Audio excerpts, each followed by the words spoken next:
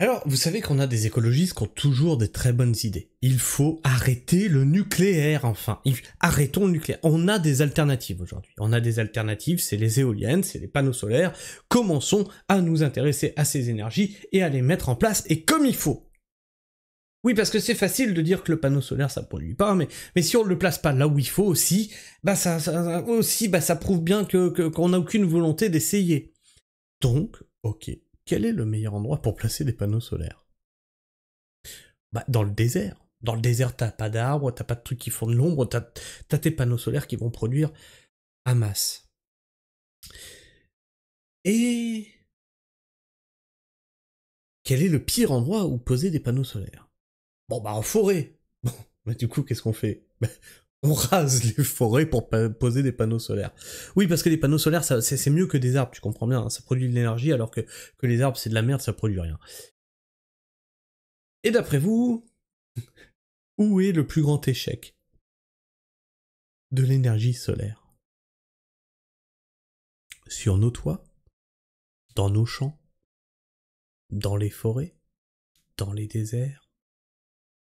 Le plus grand échec des panneaux solaires se trouve dans le désert du Nevada. Elle est pas belle la salade. Alors qu'est-ce qu'elle va nous dire, Sardine Ruisseau? Qu'est-ce qu'elle va nous dire, Mathilde Panot, Marine Tondelier? Elles vont encore nous dire, oui, mais il faut de l'énergie renouvelable. Même dans le désert, ça marche pas, vos conneries.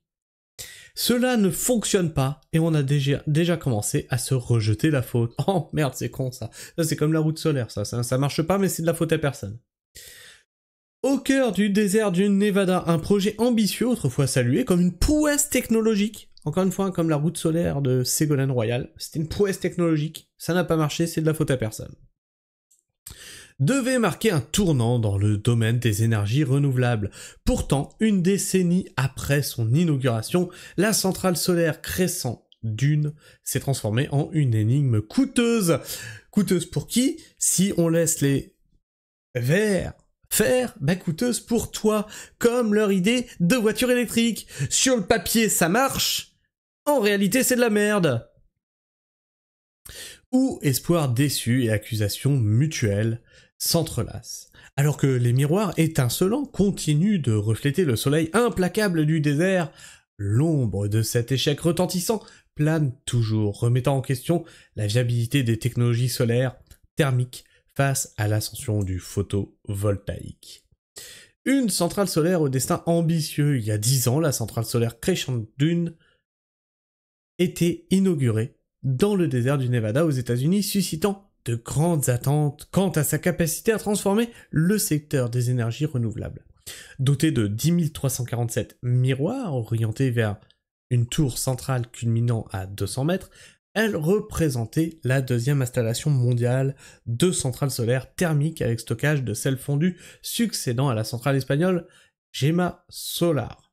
Alors, de ce que je comprends, c'est pas des panneaux solaires tels qu'on les connaît, ça a l'air d'être des miroirs qui concentrent de l'énergie sur une tour. Bon, admettons. Crescent Dune avait pour ambition de fournir une énergie propre à plus de 100 000 foyers. Le projet, qui a nécessité un investissement avoisinant le $1 milliard, s'est malheureusement révélé davantage comme une curiosité visuelle pour le passager survolant la région que comme un modèle d'innovation énergétique après une décennie d'exploitation. Un déraillage budgétaire dû à des coûts d'entretien non évalués.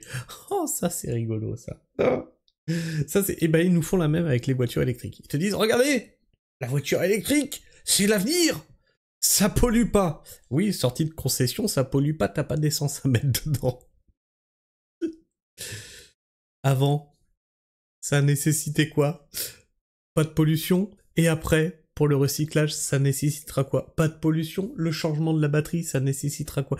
Pas de pollution. On l'a étudié ça sur la chaîne. Le changement des pièces qui sont plus fréquents que sur du thermique, ça nécessite quoi? Pas de pollution, bien sûr, puisque tout est imbriqué l'un dans l'autre, il faut tout changer d'un bloc. Quand ça prend feu, ça nécessite quoi? 40 fois plus d'eau qu'une thermique pour l'éteindre, et l'eau qui finit à paraître polluée. Non, tout va bien. Porté par la société californienne Solar Reserve, Crescent Dune avait attiré des investisseurs de renom tels que Warren Buffett et Citigroup et avait bénéficié de prêts garantis par le gouvernement américain. Un accord avait été scellé avec la compagnie électrique NV Energy prévoyant la fourniture de 500 000 MWh annuels pendant 25 ans. Et on est au bout de 10 ans et ça marche pas. Malgré ses débuts prometteurs, le projet a rapidement montré ses limites.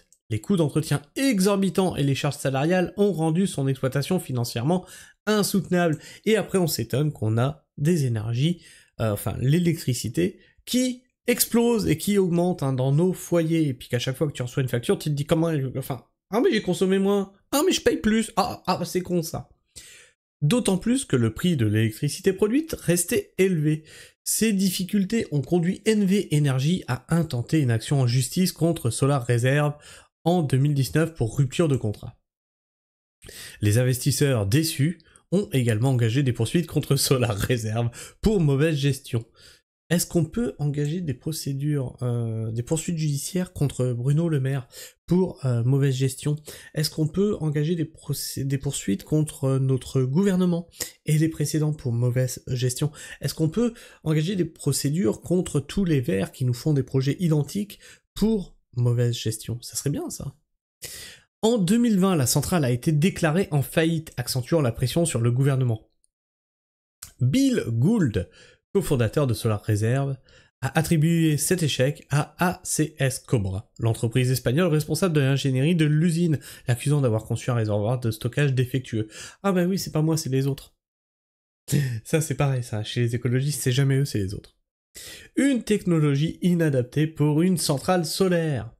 Dès 2015, à l'époque de l'inauguration de Crescent Dune, l'énergie solaire thermique, CPS, était déjà considérée comme obsolète, contrairement au système photovoltaïque qui transforme directement la lumière solaire en électricité. Les centrales CPS utilisent des héliostats pour concentrer la lumière solaire sur des sels fondus. Ok, donc ça concentre bien les rayons du soleil, un peu comme des loupes, sur des sels qui produisent de l'énergie, donc c'est de la merde. Bien que cette technologie promettait de stocker de l'énergie thermique pour une production d'électricité électrique constante et flexible, son coût prohibitif a rendu le photovoltaïque plus compétitif. 1 MWh de CPS coûtait environ 135 $, contre moins de 30 $ pour celui issu des parcs photovoltaïques. On aimerait connaître le prix de celui produit par une usine nucléaire.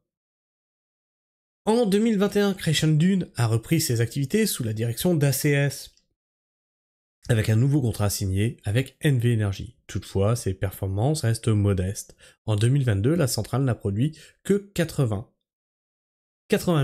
236 MWh, bien loin des ambitions initiales qui étaient de 200 000, je crois que c'était, c'est ça 500 000. Oh la vache, on en est loin. On n'est même pas à 1/5 de ce qu'elle était censée produire. Enfin, bref, toujours dans le coup, nos écolos, nos escrolos, qu'ils soient américains, qu'ils soient français, qu'ils soient allemands, qu'ils soient de n'importe quelle nationalité, on dirait qu'ils ont tous été faits dans le même moule, à nous sortir des idées de merde. Qu'est-ce que tu penses de tout ça? Bah tu me le dis dans l'espace commentaire, tu me partages ton avis, ton opinion, tu t'abonnes, tu vérifies que t'es toujours abonné, puisque YouTube en désabonne certains d'entre vous, tu likes, tu cloches, et sur ce, moi je vous fais la bise. Et prenez soin du sol. Ciao.